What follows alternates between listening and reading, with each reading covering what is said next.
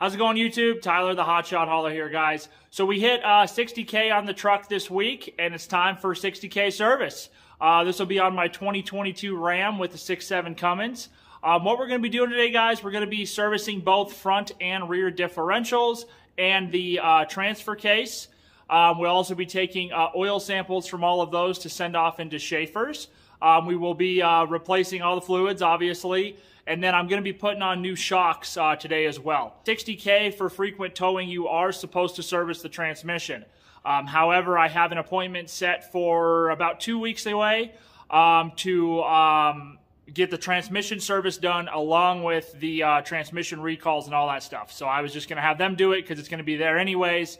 And that way I can maintain my transmission warranty for 120K with no questions asked. All right, guys, so what we're going to do here now, we're going to start draining the rear differential.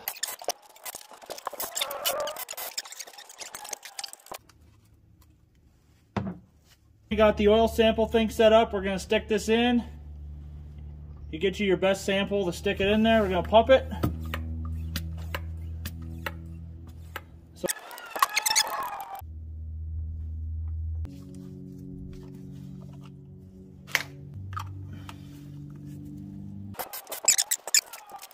All right, guys, we're down to one bolt, the one way up there. But with the design of it, and because this bar is in the way, I've been fighting with it long enough, I'm just going to pop this bolt here and lift this bar up and take this crap off easier. So that's what we're going to do.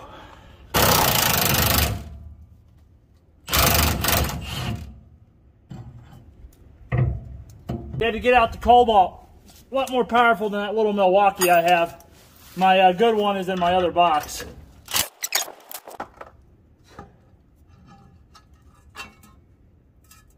Everything looks good. Some dirt in there from the cover. Probably should have done a better job of cleaning that. But the good thing is this gasket here is reusable. So I'm going to get this gasket cleaned up. We're going to put her back on, reinstall it, and fill her back up, and we'll clean this up.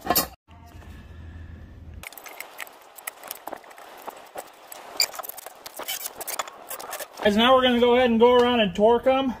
The torque on these is 15 foot-pounds and then plus 20 degrees. Not too concerned about it. It's a differential cover, so I'm just going to put them to 20 foot-pounds. Differential cover back on, all the bolts. Now we're just going to put this bar back in here, and then we'll start filling up the rear diff. And the torque on this is flat rate.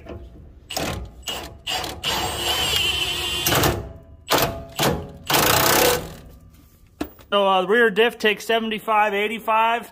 I run Schaefer 75/90. This is not the most ideal way to do this. It's a hell of a workout, but it works. The thicker the oil, the worse it is. If it's thinner oil, it's not bad at all. The thicker the oil, the worse it is. I think this rear diff takes about a gallon. I don't really remember, but with this stuff, it's easy. You just do it until it runs out. I think she's full. Oh yeah. All right, so now you always want to make sure that you actually let it drain out, because sometimes you can have a false fill where basically the oil will pour out like this, like it's full, but it's actually not. And you can, because sometimes with certain setups it takes time for the oil to drain down and all that type of stuff. So you got to make sure that it is actually full.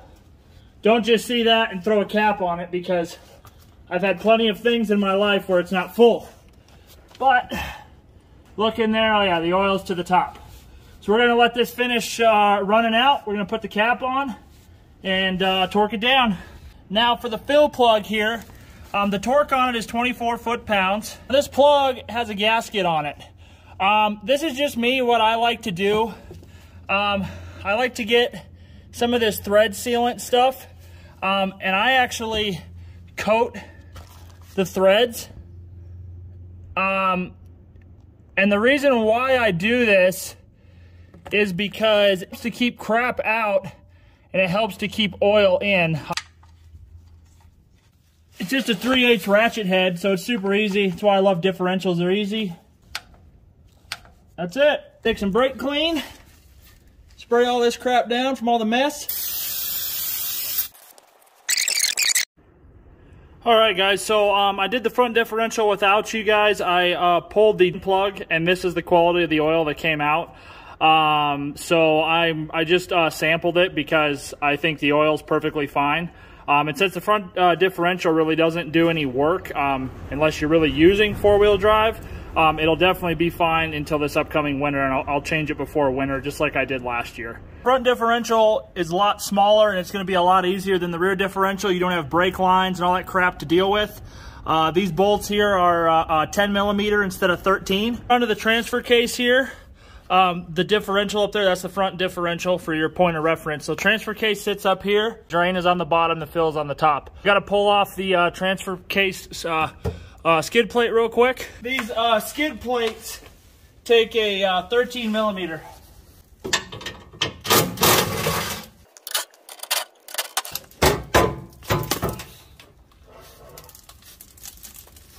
The sample looked all right. It didn't look black or anything. So we'll see what she looks like here. Not make a giant mess.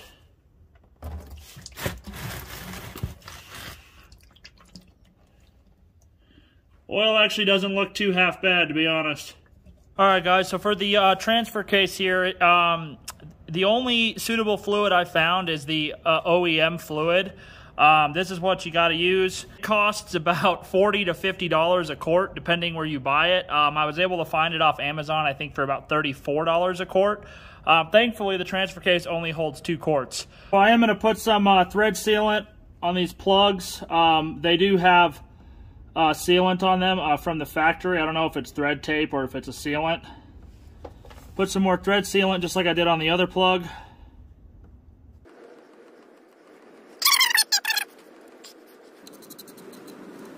Torque on these fill plugs are 18 foot-pounds.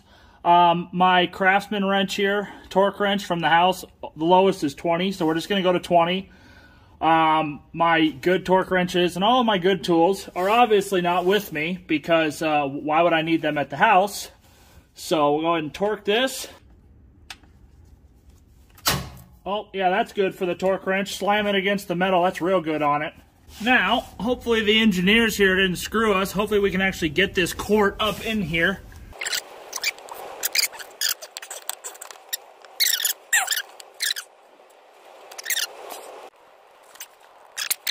So we had to get out the small syringe because pouring the quarts, I was only able to get like half of them out and they just like quit pouring.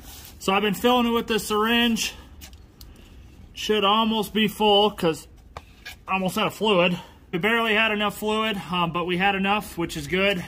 Don't spill it like I did. It takes just under 2 quarts, which is good. They give you a little bit of leeway, but I ended up spilling it. So we still had enough though, so that's all that matters. I'm gonna put some thread sealant on the other plug.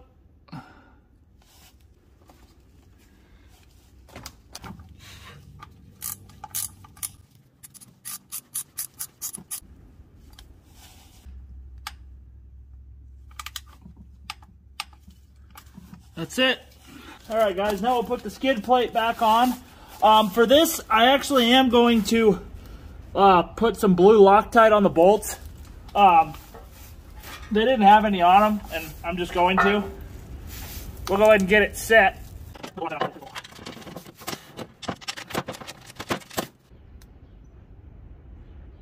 Just put a little bit. It's a little line. Do flat rate torque on these. For any of you that don't know what flat rate torque means, it means you run it home till it stops. Just FYI. Hardly any of those auto shops torque anything. Just FYI. Make sure so you don't cross thread stuff. You always start it by hand.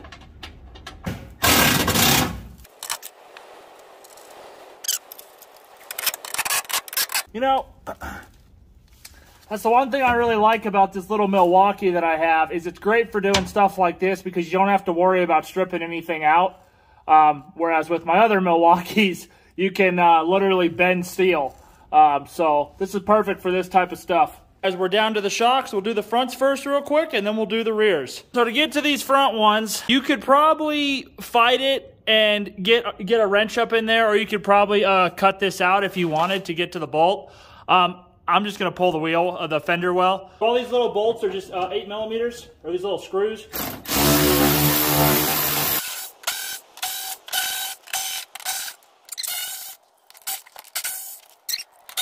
These two plastic tabs, there's one up here that's already been broken. Then there's this one. You're probably just gonna break them off. They don't really come out very well. Or just break it like I do. So here's what we're looking at. A 21mm bolt right here, and we got an 18mm up there. So neither of these bolts are really that tight. So I just use a little breaker bar here just to break it free. It's like super easy. I mean, there's nothing to it. Do that a couple times. Hit the camera in the process. All right, now speed ratchet here.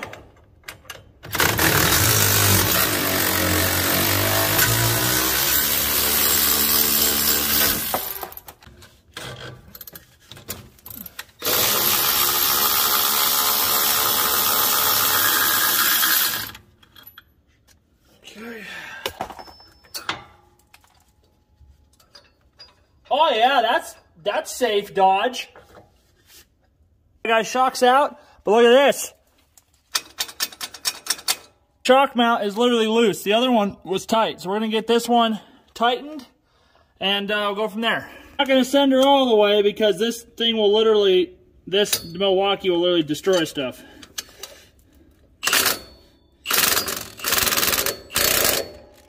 I couldn't find the torque specs for it, and of course my torque chart is not with me, like every other tool I need is not with me.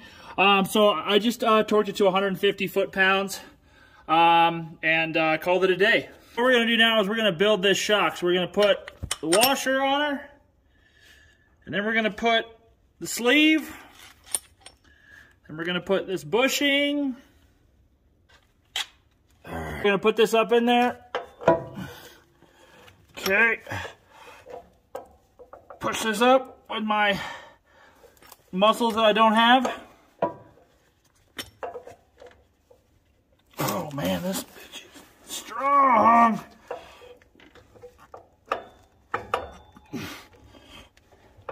Okay. Jam that in on the lower. Gonna need an Allen key to hold the top, and this one takes an 18mm wrench. So I got the Allen key right here, and I got the wrench right here. Hold the Allen key while you tighten down the nut, or else you'll just keep spinning infinitely. If you don't have a lot of room, if you're able to put a ratcheting wrench on it, you see if I go this way, I really can't crank much. You can leave the ratcheting wrench on, you can spin the Allen key, and then you do the opposite and you hold the wrench. You can tighten it down with the Allen key for the most part, for a good chunk of it.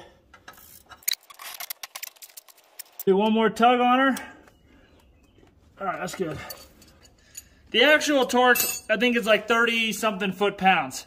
But I don't have a crow's foot with me, so I really can't torque it to specifications. So a good rule of thumb is make sure that this, if you don't have the torque specs, or can't torque it for whatever reason, because you can't always torque stuff, a good rule of thumb is make sure that the rubber bushing is not outside the confines of the washers. And this one's not, it's tight, and it's right on the inside of the washer. I will always coat shock bolts with anti-seize because I've fought too many bolts that are completely seized. So we're gonna go ahead and get a little pry bar here. Shouldn't need too much, hopefully it fits all right. Just pull it up a little. Slide that bolt in. Take your lock nut catcher, whatever the heck. I actually don't even know what these things are called, to be honest with you. I just know that they're a great invention. So, it's kind of funny. I have more room on this side than the other side. Okay, spin it and hold it on the back side. Okay, once it catches and you feel the bolt start to come through, you can let go. You run it down. Good thing I caught that crap. You see this? So when this thing spun around, it went right into the brake line here. Thankfully, it didn't break the brake line, but now I got to figure out how to get it around. I don't know why it did that, because it's supposed to catch on that bolt. So we're going to have to play with this for a minute. All right, guys, so here's what we ended up doing. I ended up backing this bolt out. I pulled this off. I put this in a vise and bent it. The brake line back here it is damaged, but it's not punctured. And at least if it ever does start leaking, that's an easy brake line to replace.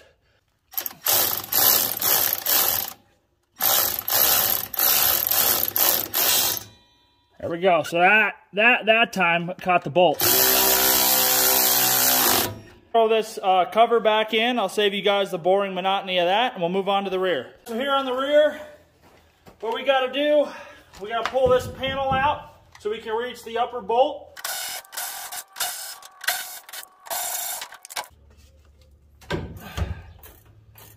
Alright, so the upper bolt's an 18 millimeter on this one, so I can't seem to grab it, so I'm going to have to use the Allen key. Oh, are you kidding me? It doesn't have an Allen key. Awesome. Some vice grips on it, I guess.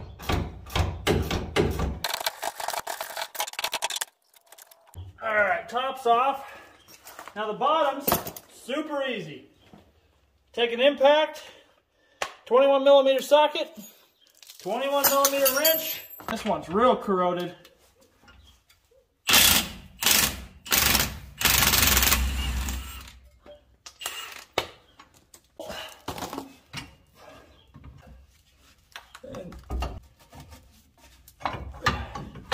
There we go. Ow, that hurt my hand.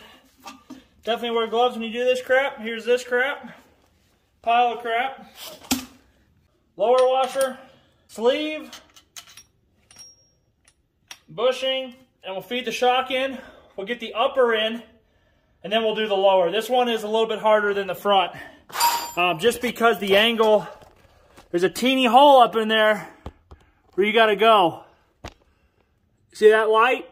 You have to guide it through the frame and up in there. So it's a little bit of a pain. All right, we're going to find the hole up here first. Okay, we're through up here. We're going to put on the upper bushing. Push the shock in so that way it's actually in. Put on the washer. And then we're going to throw on this 19 millimeter nut.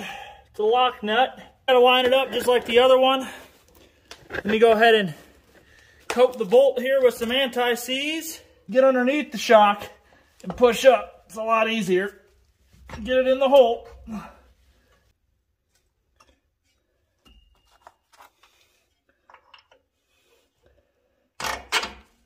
Okay. Now I put a little Loctite on the back side. Hit it with a gun lightly. You don't need to kill it. Just hit it.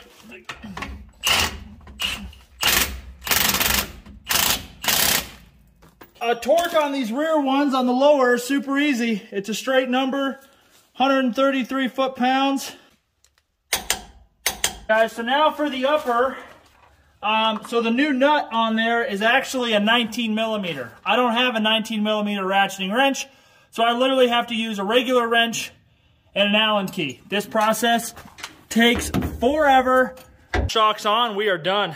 All right, guys, we got everything done. I am done for the night, though. I'm exhausted. Today has not gone as planned.